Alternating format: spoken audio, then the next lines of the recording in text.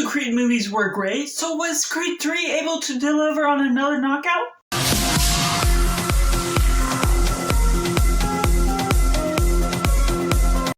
Welcome to Cinema, where we focus on a film, and today we are talking about Creed 3, directed by Michael B. Jordan. Let me know down in the comments below what you thought about it, if it's good or if it failed to miss the mark. So first I want to talk about Michael B. Jordan starting as a director, as a directorial debut. Overall, he did really good, creating some creative inserts into the mix, creating something that felt different, that was absent of Rocky Balboa, and was still really good in delivering on the idea of a Rocky or a Creed movie, and generally fit well into the mix, and really good as a third movie. So generally, as the movie that we're going into, Creed 2 landed well, landing on Rocky Balboa, giving a send-off to the franchise as of what we know of thus far.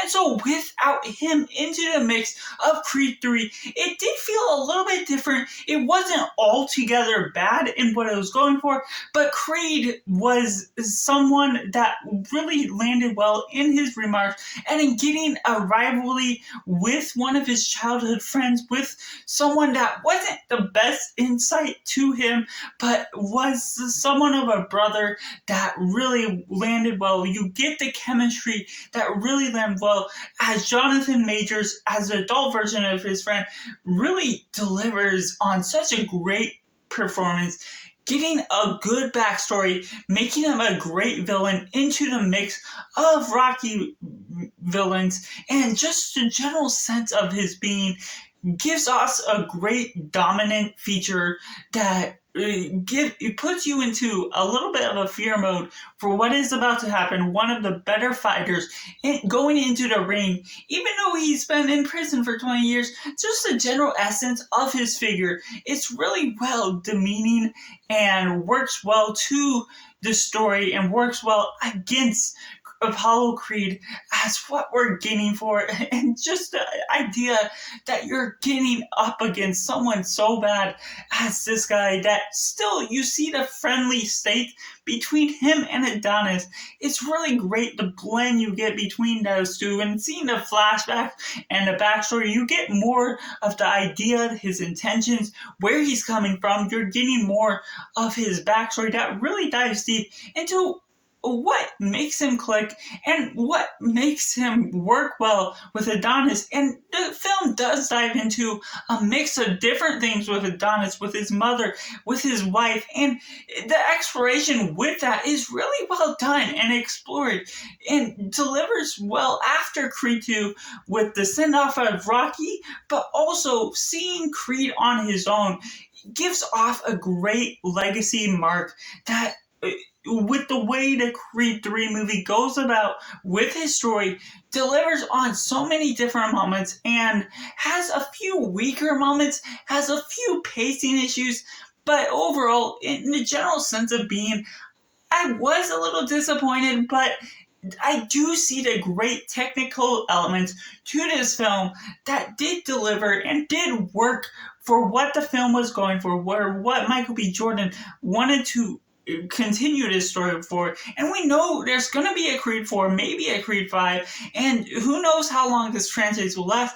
But overall, with the Adonis storyline, it did have a few hits and misses, but along the way, it still managed to keep your attention. The fighting montage did feel a little bit weak on its own means. Like, it was starting off, and you had to question whether it was the montage or not that the franchise as a whole is known for, adding in that little inclusion, that little bit of inspiration. But overall, in the scheme of things, I wasn't feeling like the inspiration really hit hard in this film as it did over the other films. And even with Rocky 5, while the worst of the bunch, unfortunately, this one just didn't deliver on all the right notes at the right times. It did deliver on a great story and had the great moments of music editing, the other cinematography moments,